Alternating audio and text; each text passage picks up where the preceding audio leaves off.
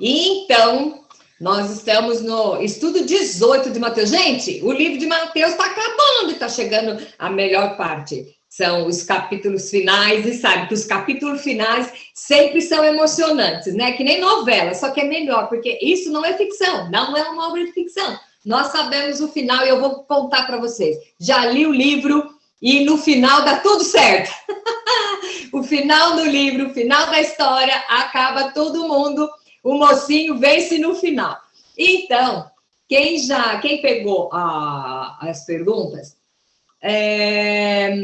eu até ia fazer 2 capítulos, porém, como o tema do próximo capítulo é muito profundo, que vai falar das bodas, então, o que eu vou fazer?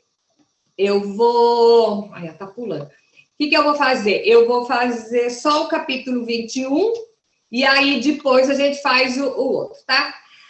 O que nós temos aqui? A primeira pergunta, nós estamos no capítulo 21, diz o seguinte. Aqui vemos...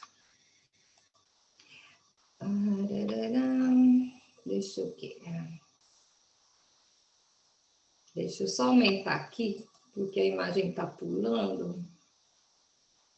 Pois é só... vemos Jesus cumprindo as profecias, tá? Qual é a profecia que Jesus cumpriu? Nós sabemos que a primeira profecia, as profecias que falavam do Messias, lá no Velho Testamento, falava do nascimento. E aqui, Jesus vai começar a cumprir as profecias do final da vida dele. Então, nós vemos aqui a entrada triunfal dele em Jerusalém, aquela história do jumentinho.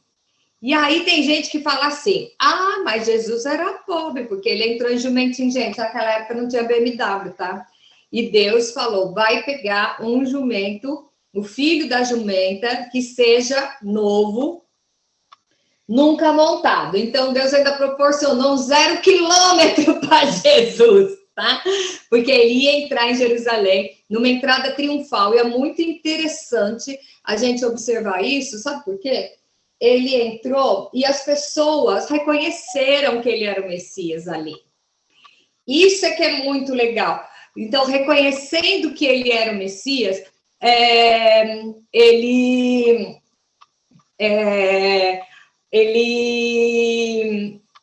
não, acho que a gente não entende que ele foi saudado, ele foi, né?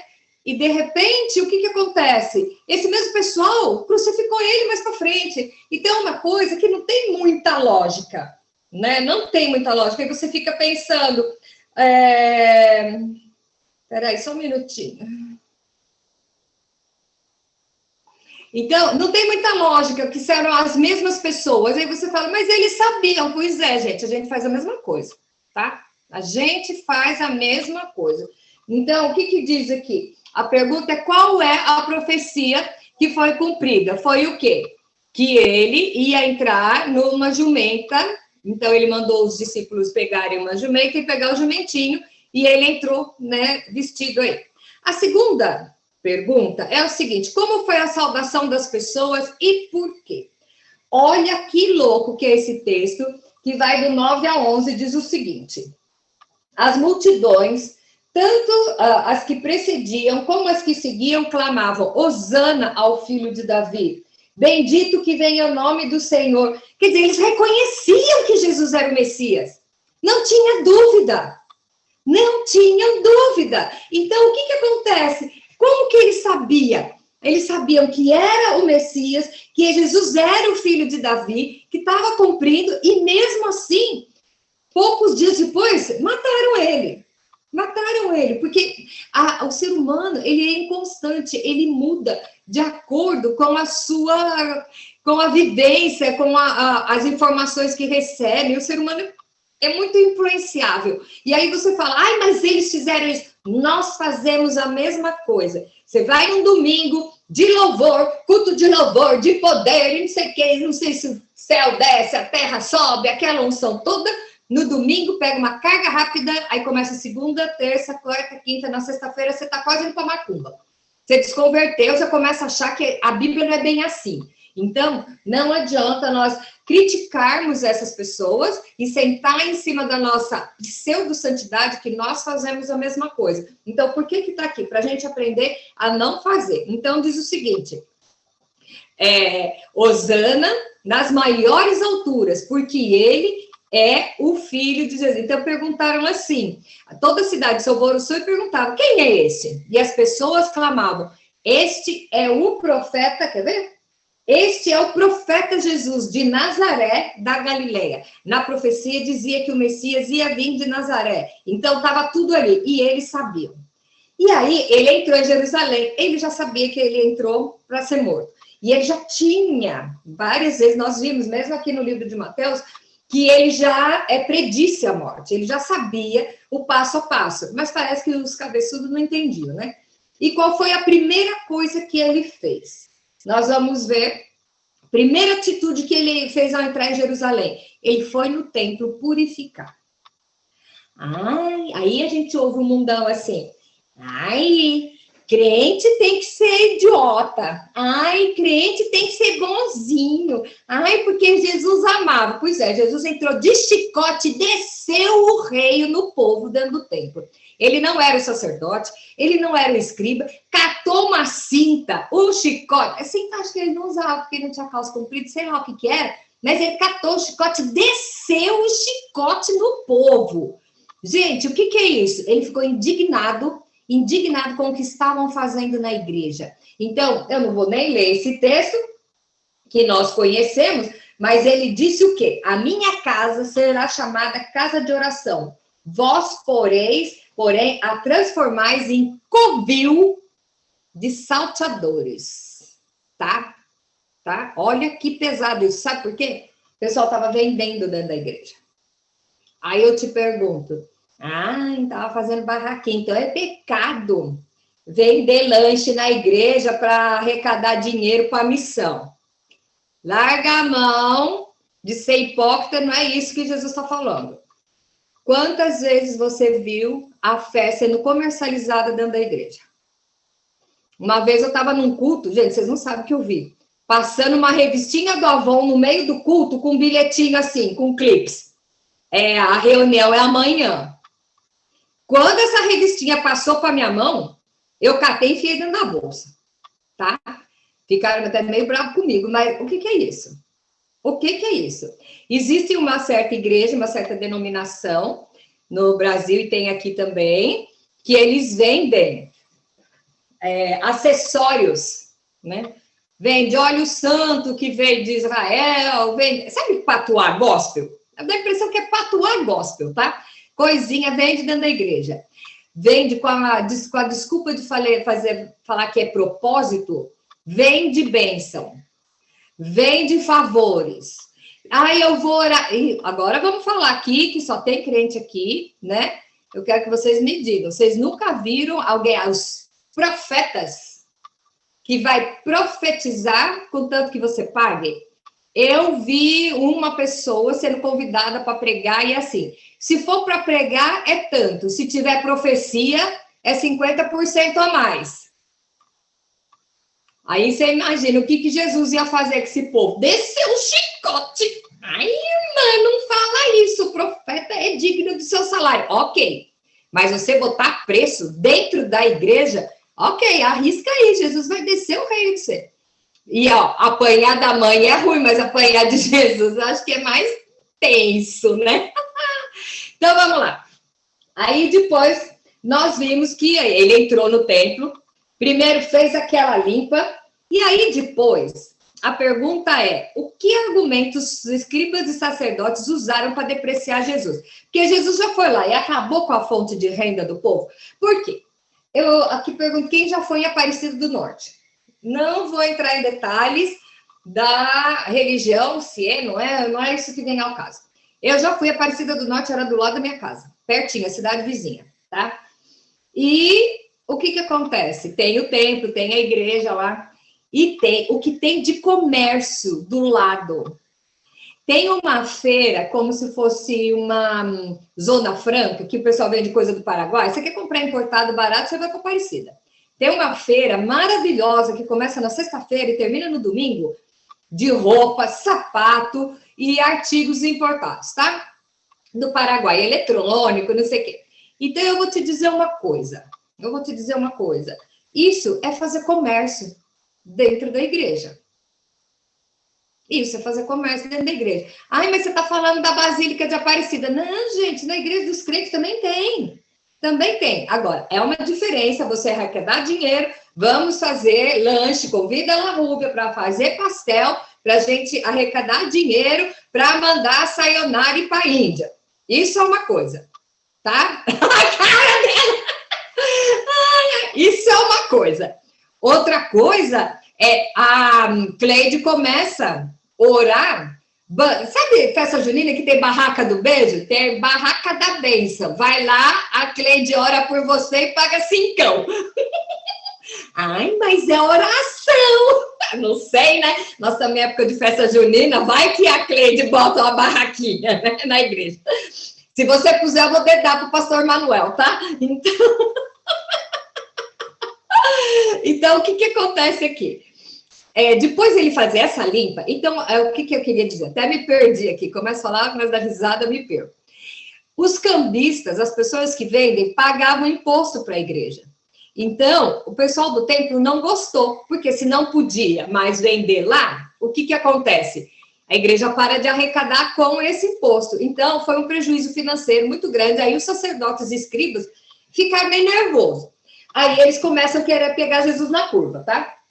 E aí ele entrou no templo e começou a fazer curas. E aí vinham as crianças, né? Dizendo, Hosana ao filho de Davi. Por quê? Era a saudação que as crianças ouviram o povo fazer, sabe? Botaram as roupas no chão para fazer um tapetão, Jesus entrou, balançando as palmas, a gente conhece muito bem isso, Domingo de Ramos, beleza? Então tá. E aí o que acontece? As crianças gritavam, aí os escribas falaram, olha só, o que eles estão dizendo? E aí Jesus pegou e falou, olha aqui, da boca dos pequeninos e das crianças de peito é que vem o verdadeiro louvor. Por quê? Porque as crianças não têm maldade. Criança, ela fica brava com você, você dá uma surra numa criança, dali a 2 minutos ela já esqueceu, ela briga com o coleguinha, dali a meia hora ela tá brincando junto. A gente é que guarda rancor. Adulto é que guarda, como é que é? Guarda ranço, né? A gente que faz isso, criança não. Então Jesus fala, aqueles que são limpos de coração é que vem o perfeito louvor, tá? Aí ele saiu, foi para Betânia, onde pernoitou. Pois é. Pergunta 5. Essa história causa muita polêmica, por quê? Jesus estava passando lá em Betânia, aí ele voltou para a cidade, teve fome e viu uma figueira à beira do caminho, aproximou, ele só achou folhas, não tinha figo. E aí, quando não tinha figo, ele olhou e falou assim, nunca mais nasça fruto de ti. E a figueira secou imediatamente. Eu já ouvi gente pregando isso, falando que Jesus era tão cruel que como ele teve fome e não tinha figo na figueira, ele sentenciou a figueira a morrer. Gente, a história é muito mais profunda do que isso. Jesus não fala que nós temos que ser como a figueira, temos que dar frutos. A figueira estava cheia de folhas e ela não tinha frutos. E ele sentenciou uma figueira que só tem folha, só tem aparência e não dá fruto, não serve para nada. Nós vamos ver isso quando ele vai falar lá em João, quando ele está lá na beira ali, quando ele está antes de ser crucificado, antes de ser preso, né? E ele fala sobre isso. E aí, o que é? O que é uma figueira cheia de folhas?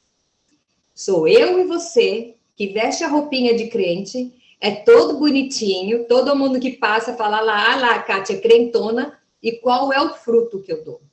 Se você é um crente cheio de folhas e não tem fruto, Jesus determina que você seja, né? Precisa falar?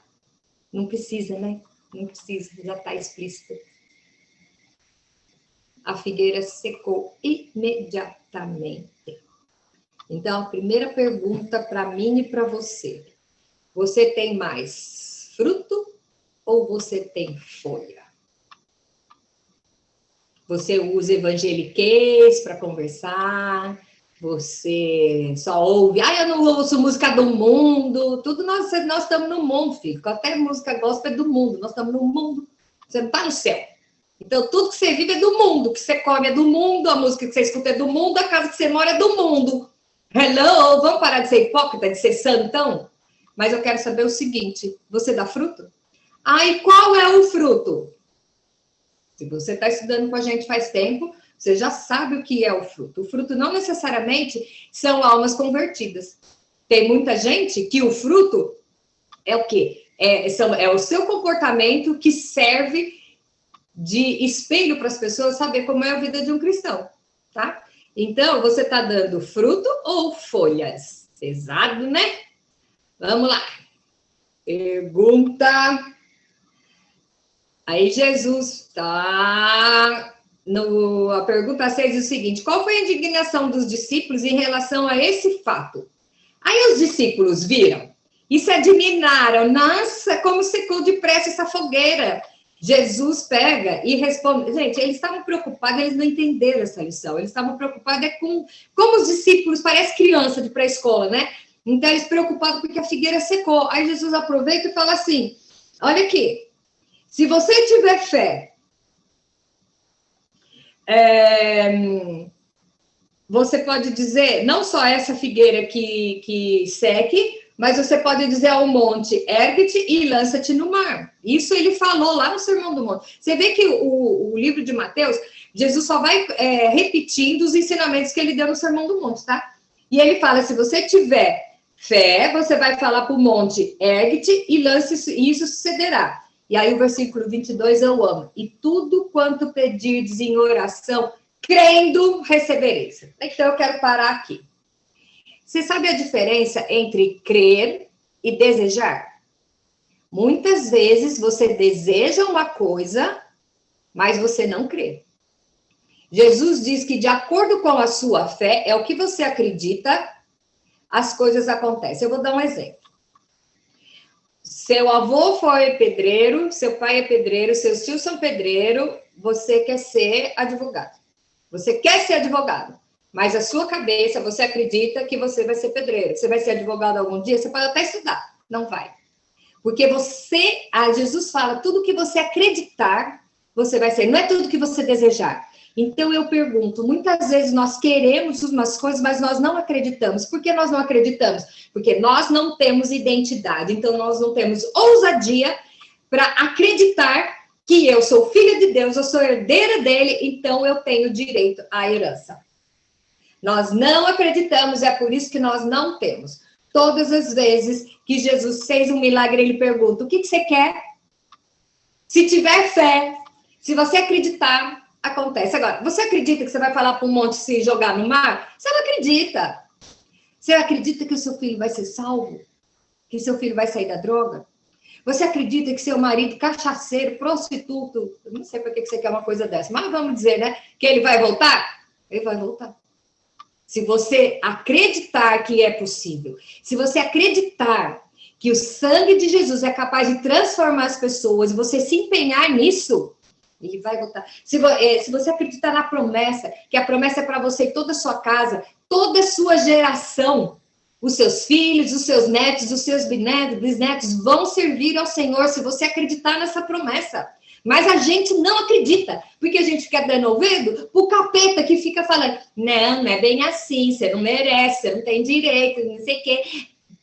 Cada um segue o caminho que quer, todos os caminhos levam a Deus. Você acaba acreditando nisso, e é por isso que as pessoas titubeiam na fé. Então, desejar é diferente de acreditar. Então, Jesus fala, tudo que pedides em oração, crendo, recebereis. Vocês sabem o que é física quântica? Física quântica tem gente que não entende direito, que acha, isso é coisa do capeta, é ideologia. A física quântica é exatamente isso, é o poder da mente mexendo no ambiente que você está. Jesus foi o cara mais quântico que tinha, porque ele dizia, tudo que você quiser, você vai fazer. Tudo que você pensar, você vai fazer. Sabe por quê? Nós fomos criados, Deus soprou no nosso nariz o fôlego da vida. Nós temos o hálito de Deus dentro de nós. Deus criou o mundo com a palavra. Então, se você é filho de Deus, tem o DNA dele, você é capaz de usar a sua palavra para criar o seu mundo. E você está usando a sua boca para quê? Ah, eu sou um derrotado, eu sou um fracassado. Ai, porque eu não mereço, porque eu sou pecador. Ai, porque um dia eu roubei chocolate granulado no supermercado, então eu não mereço ter vida em abundância aqui. Sabe? São essas bobagens que o diabo ele não pode tocar na sua vida, mas ele senta no seu ombro e fica blá, blá, blá, blá, blá, blá, blá. E a gente é idiota, a gente acredita. Nós não somos ousados para pedir, por quê? Porque nós não temos identidade. O dia que você souber que você é filha do dono do ouro e da prata, que você é filho do dono da vida e da morte, que ele não poupou o próprio filho para te salvar e para te dar vida em abundância, você vai ficar chorando. Ai, eu tenho que sofrer. Ah, se você tem que sofrer, sofra. Eu não, eu vim para ter a vida em abundância que Jesus conquistou para mim na cruz. Cada um tem a vida que quiser. Não estou nem falando da vida eterna, estou falando daqui. Se você quer ter uma vida de, eu tenho que sofrer mesmo, ok, sofra sozinho, eu tô fora. Entendeu? Eu vou ter uma vida feliz aqui e ainda vou encontrar com você lá no céu e vou falar assim, ih, cabeçuda, sofreu à toa, não precisava. Tá bom? Então, vamos lá. Pergunta 7. Aí nós vemos, a pergunta é, qual a estratégia para encurralar os sacerdotes do templo? Porque aí os sacerdotes resolveram pegar Jesus, eles tinham uma semana, eles conseguiram fazer toda a armadilha em uma semana. O que acontece? Jesus chegou no templo, como ele estava ensinando, a cercar os principais sacerdotes e anciãos e perguntando, que autoridade você tem para fazer essas coisas? Aí, porque se Jesus fala, a autoridade vem de Deus, porque é blasfemo, porque não sei o quê. O que ele fez? Ele simplesmente contrabalanceou com uma pergunta. Então ele diz, eu também vos farei uma pergunta, se me responderdes, também eu respondo. O batismo de João era do céu ou dos homens? Aí eles diziam, se nós dissermos que é do céu, então ele dirá, então por que você não acredita nele? Se dissermos é dos homens, é para temer o povo, porque ele considera João como profeta. Então eles responderam para Jesus, não sabemos. Aí Jesus, por sua vez, eu também não vou falar, com que autoridade eu tenho. Ai, amo! Jesus calou a boca dos caras. Então, o que acontece? Muitas vezes você não tem que responder para quem fica querendo fazer pegadinha. Quantas vezes não veio alguém para você e fala assim, eu conheço a Bíblia, então me diz uma coisa, Adão tinha umbigo? Se você não me responder se Adão tinha umbigo, eu não vou acreditar na sua fé. Você vai perder seu tempo procurando o umbigo de marido alheio, que Adão era marido da Eva, não era o seu, tá? Você tem que saber o umbigo do seu marido. Ai, com quem que Caim casou? Se você não me falar com quem Caim casou, sua fé, você vai perder seu tempo discutindo com uma pessoa que tem esse tipo de pergunta. Nem Jesus, que sabia tudo, ele não perdeu o tempo dele. Então tá bom. Se você me responder alguma coisa, beleza. Então, isso serve pra gente. Não perca o seu tempo tentando comprovar sua fé para quem tá afim de pegar você na esquina, tá? Tem gente que vai perguntar para você, gente, eu conheço um monte de gente que fala, eu conheço a Bíblia, então me responde isso. Se o anjo tem asa ou o anjo tem auréola. Me responda. Quem que é... Não, campeão de audiência é o umbigo de Adão e com quem que Caim casou. Tá? Tem outras perguntas assim, cabeludo, que o pessoal vem fazer. Filho, não sei, eu não sou velha desse ponto, eu não estava lá. Tudo que eu sei é que me contaram, entendeu? Agora, se você conhecer alguém que tem essa idade, que presenciou os fatos, você descobre e me conta. Né? Cláudio Duarte já é um barato. Ele fala assim, não sei tudo, não sou obrigado. Então... não perca seu tempo com perguntas capciosas. É aí que Jesus fala da pérolas aos porcos. Pérolas aos porcos é isso. São pessoas que estão querendo te enredar para fazer perguntas, para fazer você duvidar até daquilo que você acredita. Então, sai fora. Se Jesus saiu fora, que ele não quis perder tempo, não queira você também. Quando vier com essas conversinhas, você fala assim, ok, tá difícil para você acreditar? Ok, para mim tá fácil, então beleza. Fica na sua crença, eu fico na minha. Porque quem convence não é você. Quem convence é o Espírito Santo. E não é com um discurso que uma pessoa muda de ideia. Uma pessoa muda de ideia quando é um papo dela com Deus. A sua obrigação é falar do amor de Cristo. Agora, ficar discutindo se o mar abriu ou se foi um vento que passou. Ficar discutindo se o dilúvio foi total ou parcial. Ficar discutindo se foi ET que construiu as pirâmides do Egito. Não, e o povo morrendo sem conhecer a salvação. Hello! Não vamos desviar o nosso foco, beleza? Então, essa pergunta é só para dizer o seguinte, até Jesus desviou de pergunta imbecil, vai você aqui ficar tentando defender o evangelho para quem não está nem aí, tá? Bom, vamos lá. Agora, vai entrar no assunto que é cabeludo. Cabeludo é cabeleireiro, eu falo muito de cabelo, né? Que é, assim, bem profundo desse capítulo, que é a parábola dos 2 filhos, tá?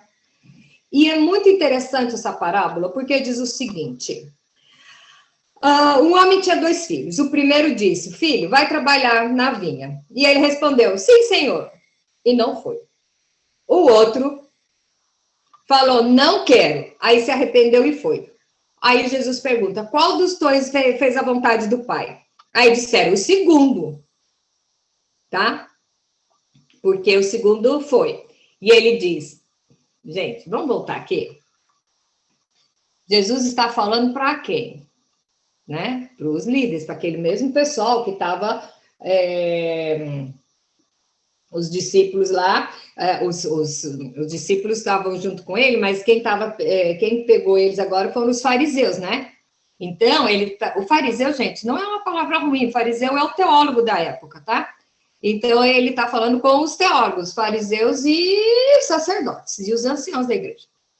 Então, ele perguntou, aí eles disseram, o segundo. E Jesus disse, é? Então tá bom. Em verdade vos digo que os publicanos e meretrizes vos precedem no reino de Deus. Tá? Porque João veio a vós outros no caminho da justiça e não acreditasse nele. Ao passo que os publicanos e meretrizes creram. Vós, porém, mesmo vendo isso, não vos arrependeste, afinal, para acreditardes nele. Sabe por que publicano é colocado como escória? Eu vou explicar para vocês. Publicano era cobrador de impostos. E o governo, ele autorizava assim, você é cobrador de imposto? Então tá bom, eu quero 10 de cada pessoa. O publicano, ele podia cobrar o quanto ele quisesse. Ele pagava 10, então eu tenho que cobrar 10 da Dinair. Aí eu vou para ela e cobro 15. Por quê? O governo me autorizava isso. Os 10 é do governo e o que eu cobrasse a mais era meu. E eles tinham autorização para fazer isso. Então o povo odiava o publicano, porque era ladrão. Tanto que nós vimos que Zaqueu era publicano, cobrador de impostos. Então, porque todo cobrador de imposto era ladrão, porque ele tinha autorização do governo para roubar do povo, entendeu? Então, quando fala aqui, os publicanos e meretriz é prostituta, tá? Vos precedem, porque os publicanos e as meretrizes ouviram a palavra e se converteram, e eles estavam lá sentados em cima da sua santidade, ok? Então, é muito interessante isso, nós temos um padrão de achar que nós estamos no topo, somos os top da galáxias, e não entendemos que, na verdade, o que Jesus está falando nessa parábola aqui, né, nenhum dos dois está certo. Sabe por quê? O primeiro disse que sim e não foi. Ele mentiu, só que o outro magoou o coração do pai. O outro foi, mas ele falou, não vou. Ele magoou o coração do pai. Então, depois que foi, quem é pai e mãe sabe disso, tá? Então, nenhum dos dois. Então, aí voltamos. Seja a sua palavra, sim, sim, e não, não. Certo? Pergunta 9, e é a final. A que Jesus se refere na parábola dos lavradores maus? Atentai noutra parábola. Havia um homem dono de uma casa e plantou uma vinha, cercou de cedro, construiu um lagar, edificou a torre, arrendou alguns lavradores. Depois se ausentou do país. No tempo da colheita, ele enviou seus servos aos lavradores para receber os frutos que lhe tocavam. E os lavradores, agarrando os servos, espancaram um a um, mataram a outro e a outro apedrejaram. Enviou ainda outros servos em maior número e trataram da mesma sorte. E por último enviou o próprio filho, dizendo, o meu filho respeitarão. E os lavradores, vendo o filho, disseram entre si, este é o herdeiro, ora, vamos e matemo-lo e apoderemos da sua herança. E agarrando o homem, lançaram fora da vinha e o mataram.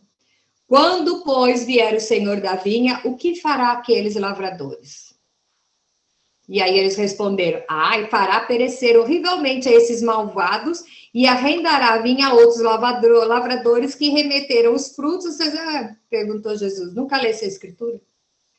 Então, isso aqui se refere ao reino de Deus. Quem são esses que foram os empregados, que foram enviados servos para receber os frutos? Foram os profetas, os pregadores. E o povo matou, e o povo injuriou. E aí o dono mandou o próprio filho, e eles mataram o próprio filho. E aí vem. E aí Jesus fala, a pedra que os construtores rejeitaram veio ser a pedra angular. Isto procede do Senhor e é maravilhoso aos seus olhos, porque eu digo que o reino de Deus vos será tirado e entregue a um povo para que produza os respectivos frutos. Então eu te digo, se você não está produzindo fruto com o dom que Deus te deu, ele vai tirar de você e vai dar para aquele que vai usar para fazer prosperar. Isso nós vemos na parábola dos talentos. Né? Quando a gente pegar as parábolas, nós vamos ver a parábola dos talentos, tá? E aí ele diz, portanto vos digo que será, e todo que cair sobre essa terra, sobre essa pedra, ficará em pedaços. Os principais sacerdotes e fariseus, ouvindo essas parábolas, entenderam que era a respeito deles e que Jesus falava. E conquanto buscassem prendê-lo... Gente, eles ouviram tudo isso e queriam prender Jesus ainda. Temeram as multidões, porque essas o consideravam como profeta. Então, o que Jesus está falando? O que vocês fizeram com os profetas? Que, inclusive, são os profetas do Antigo Testamento, mas tem também João Batista, tá? Que o que eles fizeram com João Batista. E o que eles vão fazer com Jesus? Quando vier o dono da vinha, não vai ter perdão. Porque eles mataram o Filho de Deus. Eles fizeram isso mesmo. Uma vez ouvi uma pregação que diz o seguinte: Jesus foi pregado na cruz pelos meus pecados, certo? Beleza. Beleza não. Feiura. Mas ele foi pregado na cruz pelos meus pecados. Cada vez que eu cometo um pecado, eu estou crucificando Jesus novamente. Já parou para pensar nisso? Cada vez que você comete uma coisa de novo e não se arrepende, você está falando para Jesus, vai lá para a cruz porque eu quero pecar mais um pouquinho, vai lá sofrer mais um pouquinho no meu lugar. E aí? E aí? Mas a gente não consegue viver sem pecar. Mas nós estamos em reforma. Nós estamos em obra. Eu quero fazer parte do reino de Deus como uma construtora. Não como uma destruidora, não como uma difamadora. Que papel você tem no reino de Deus? Você está se distraindo, respondendo pergunta dos membros da diretoria, né? O pessoal que quer só te desviar o foco. Você está dando frutos. Você está trabalhando em prol do reino. Ou você está crucificando Jesus todos os dias na sua vida? Mas Deus é amor. Mas ele é fogo consumidor. Jesus é amor, mas ele vai vir como juiz. Hoje ele é advogado, mas ele vai vir como juiz. Você está pronto para quando ele vier como juiz? Quando ele vier como juiz para julgar os povos, ele vai encontrar você coberto do sangue dele. Os seus pecados são todos perdoados, são todos lavados. Só que Deus, ele é delicado. O diabo não, o diabo mete o pé na porta. Deus é delicado. Você tem que aceitar isso. Você pode rejeitar. Mas eu já aceitei Jesus e estou para sempre aqui. Jesus jamais lança você fora. Mas será que as suas atitudes estão fazendo, como Paulo diz, fazendo você desenvolver a sua fé? Desenvolver a vossa salvação? Ou você está desenvolvendo a sua religião? Nossa, mas eu trabalho tanto na igreja, eu faço tanta coisa. Ok, e como está a sua vida pessoal com Cristo? Você está todos os dias analisando as suas falhas, você está em constante transformação. Você tem certeza que Deus está trabalhando na sua vida para transformar você cada dia melhor? Você já está conformado no patamar de santidade que é permitido? Por quê? né? Todo mundo peca, então um certo pecadinho eu posso ter que tá tudo certo, e no final das contas Deus perdoa? Então, essa é a pergunta que a gente tem que fazer. Na parábola dos lavradores maus, você é um lavrador mau, que você está cuidando da vinha, a vinha aqui nós vamos falar que é o reino, que é o evangelho. Você está cuidando com prazer e aceitando a repreensão, ou você pega aquele que veio repreender e mata para que o seu pecado não seja exposto, avultado, né? Essa palavra é tão chique, né? Quer dizer, agrandado. Então, é essa palavra que tem que ficar para a gente essa semana, tá? São essas perguntas. Qual é o seu papel no reino? Qual é o seu papel no reino? O templo. Você está santificando o templo do Senhor? Você está cantando Hosana ao filho de Davi, quando ele bater de frente com aquilo que você quer fazer, com a sua zona de conforto, você vai mandar crucificar? Em uma semana, esse povo que estava cantando Hosana ao filho de Davi, gritou, crucifica, crucifica. Ai, mas eles eram do mal. Nós somos também pior. Nós vamos na igreja de dia, tá? E maldiz à noite. A gente não aceita a repreensão porque nós somos super crentes, estamos sentados em cima da nossa santidade. E aí? Como que você está em relação ao reino? É isso que a gente tem que perguntar. Todos os dias. Então, como eu digo, e nós já fizemos esse propósito, todos os dias você acorda e Jesus, eu entrego a minha vida. Entregue a sua vida todos os dias ao Senhor. De manhã. E você vai ver que de noite vai lá, que dia que eu tive. Porque você entregou para o Senhor. O que eu aprendi no dia de hoje? Eu pude ser bênção na vida de quem no dia de hoje? Que diferença eu fiz no reino no dia de hoje? Porque amanhã a gente não sabe, o avião pode cair. Se você não estiver dentro dele, pode cair na sua cabeça, a gente não sabe. E Jesus está vindo. Então, ele vai encontrar você cuidando da vinha, direitinho, bonitinho, ou vai encontrar você cuidando dos seus próprios interesses? Porque no final das contas, Deus é amor, ele resolve tudo e zero karma. Essa é a pergunta que eu tenho para vocês essa semana.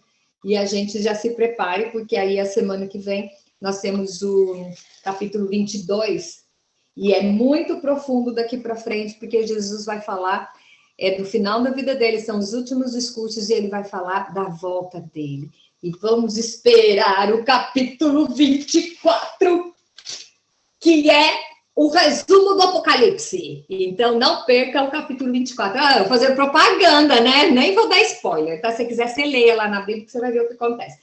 Mas, então, amanhã não, semana que vem, nós vamos falar sobre as bodas. E as bodas é muito importante, porque tem muito crente convertido, que não vigia, então não percebe que vai ficar. Quando fechar a porta, vai ficar porque se distraiu com outras coisas. Então, esse é o spoiler da semana que vem. Se você quiser saber, vai lendo, anota as perguntinhas e a semana que vem a gente se vê. Beijo!